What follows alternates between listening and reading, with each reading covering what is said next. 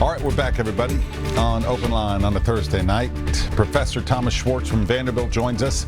He is a professor of political science and history and has a breadth of knowledge that we love to tap into, and we appreciate him taking time here at the end of his be with us and answer your questions. If you'd like to call in, 737+ is the phone number. We're streaming live right now on NewsChannel 5+'s Facebook page. You can also throw some comments there if you don't want to call in, but we would love to hear from you. We're talking about the Democratic National Convention, which, as I mentioned earlier, wraps up tonight. CBS News coverage begins at 9 o'clock over on the main channel, NewsChannel 5, and ends around 10 o'clock or a few minutes after there. And the big speech tonight from Joe Biden accepting his party's nomination for President of the United States. The former Vice President and Senator from Delaware picked Kamala Harris as his vice presidential pick nominee. She gave her speech last night, and I want to go to Dr. Schwartz to talk about that speech Kamala Harris gave. Most people, pundits that I watched, thought it was a pretty impressive speech. A lot of people who may not know much about her, it was a chance for her. I believe she was introduced by some family members, talked about her story, immigrant parents, and her rise through the ranks, becoming a lawyer and then becoming a DA, I believe, and then the Attorney General in California, and then a United States Senator. What did you think of her speech? Well, I maybe I've seen too many of these, but I sort of, it did follow a particular form. She was probably gentler than I thought she might be on Trump. Barack Obama was a lot harder beforehand, and I gather that was deliberately done so that he would take more of the stronger shots at Trump, and that she was gentler on the whole. And on the whole, I thought the speech was really did work to be a sort of uplifting. She seemed genuinely very happy, very spirited. Her story is an impressive one. The fact that she is the first woman of color to be on a national ticket, all of that is what the themes the Democrats are hitting at. I mean, the interesting thing, of course, is recognizing that Joe Biden is as old as he is. Kamala Harris, she is the future of the Democratic Party. She also represents the state in which the Democrats are overwhelmingly powerful, almost 2/3 of the electorate in California. And there is a way in which the Democratic Party sort of leans into that California vision. And in that sense, she was an interesting representative of that direction in the party. And obviously, need to mention this, the history being made with his pick of Kamala Harris, the first woman of color as a major, on a major ticket, vice presidential nominee. She did talk about that. Her mother coming from India, her father from Jamaica. I think she even mentioned, which I know will please the progressives, talking about she got to witness the marches in Berkeley back in the late 60s, early 70s from her stroller. So it's kind of in her blood. She has a lot of experience with debates because coming up, becoming a senator and also in the primaries. If you're Vice President Mike Pence, a lot of people have said they have one debate, the two of them, and that's the debate they really see, because there's a contrast, obviously, politically and ideologically, but there's also a contrast in personality and delivery. He comes across, dare I say, rather stiff. His people probably has him preparing already, I would hope. Do you think? Oh, absolutely. No, I think there's no question that that's a rather stark contrast. Mike Pence, evangelical, Christian, very strong loyalist to President Trump. It's going to be that will be an interesting contrast. I've seen some people sort of claiming that she'll make mincemeat of him of that. I'm not so sure. He can put up a pretty strong defense. I think she'll certainly score some points, but I have a feeling that debate's going to be closer to a draw than a clear-cut decision. I think they represent very different visions, though, and I think that will come out quite clearly. Are you surprised? There hasn't been a lot of talk about this, but Kamala Harris, who now suddenly is catapulted into this position, but also, as you mentioned, because of Joe Biden's age, a lot of people are saying she is the future face of the Democratic Party and could very well in 4 years, saying that they win. Joe Biden may not run again, likely not. I don't know. Depends on how he feels and how he does as president, but that she may take the baton and then run for president in 4 years. And this is someone who I believe was one of the first to bow out of the primaries, just simply did not garner a lot of support.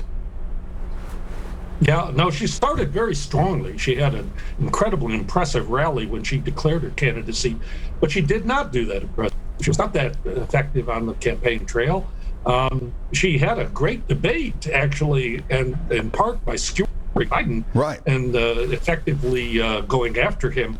The interesting thing is politics.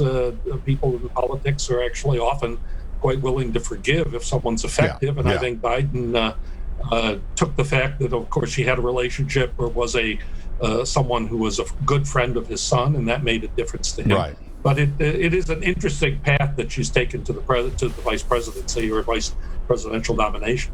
And that's not uncommon. I mean, when you look at both political parties, after the primaries are done, there's a lot of beating up on each other during the primaries, but then you lick your wounds, and most times the candidates then rally behind the nominee, and all is forgiven. That's just the way politics work, right? Yeah, some of the most successful tickets. I mean, Ronald Reagan, George Bush went after Ronald Reagan quite a bit, and they were a team. So it does happen. It's interesting. In recent times, it hasn't been as common. And so this was actually an interesting element of Biden sort of harking back to a period when opponents sort of came together like that. I'm glad you brought up, it's funny you brought up the Reagan-Bush thing. I just happened to be watching the other night a clip of CBS News coverage of that convention. And I remember I was probably 14 years old and coming out of 8th grade. And this is right when I had a great teacher in 8th grade who really pushed politics and current events and really got me interested in a career in journalism. So I was very interested in watching that convention, and I was watching Walter Cronkite. And it was so exciting because going into the convention, Ronald Reagan did not have a VP pick, and there was all of that talk about him negotiating with former President Gerald Ford to come on the ticket, and literally on the floor, I think it was Leslie Stahl found out that all that fell through, and then he picked Bush, and this was exciting stuff. Now we move ahead all these years, 40 years later, and the conventions just aren't like that anymore. They're definitely choreographed and rehearsed, and TV ratings this year for this Democratic National Convention, not surprisingly given that it's virtual, but they are down big time. They'll likely be down next week for the Republicans as well. What does that tell you? Is it just the format? What can they change in the future, or is it just a lack of interest, like that enthusiasm? It's actually, if you think about it for a while, that what viewers found so exciting, oftentimes political parties didn't. That sense of uncertainty, that sense of not getting the message out that they wanted.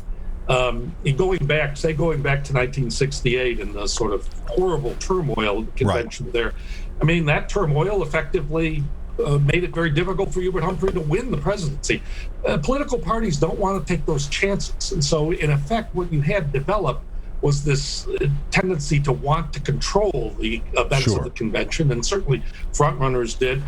We've so democratized the primary system and made it so central to the selection that there's not formerly the bosses, the political convention bosses who might have had delegates that they could throw to one side or the other are no longer there. So the decision is made well in advance, and so the front runner wants to use the convention as a showcase. Sure. And certainly that's been the case in pretty much the last 20 years or so. And I should point out that there is, during normal conventions anyway, still to this day, there's still a lot going on. There's debate and discussion on the party's platform. I believe there are educational seminars and lectures. There's all sorts of things for the delegates to attend and learn and go to, right? Yes, and what you have at the when the conventions are able to meet as they normally do is you have reaction, you have crowd reaction, you have speech lines that get tremendous applause, and you have others that fall flat, and that actually provides a certain amount of entertainment and interest in watching who excites the crowd. For example, in 2012, Bill Clinton was the one who excited the crowd more than Barack Obama in his renomination. And so that type of thing is what we end up seeing. And for both parties, it traditionally has been a great launching pad for future leaders of the party. I mean, you talk about Bill Clinton, who I believe before 1992, maybe in 88, the young governor of Arkansas gave a rousing speech. And of course, Barack Obama gave his speech 4 years before he ran for president, where people, if they make a good speech and get that crowd going, people take notice, right? Well, yes, and Barack Obama is the best. For example, Bill Clinton actually bombed at the 88 convention. That's right. He went on too long. I apologize. And, he went really long. But you're right. What he did is that he went long, but then he went on Johnny Carson the next night and made fun of it and actually redeemed himself. And so it's kind of an interesting pattern in that manner. Okay. We have some callers. It's one of those things. We have some callers. Okay. We're going to wait. We're going to go ahead and take this next break early. Taylor and Linda are holding. We're going to ask you to just hang on. A couple of our regular callers there. We're going to take our quick break, come back, take your phone calls for Professor Schwartz. We'll be right back.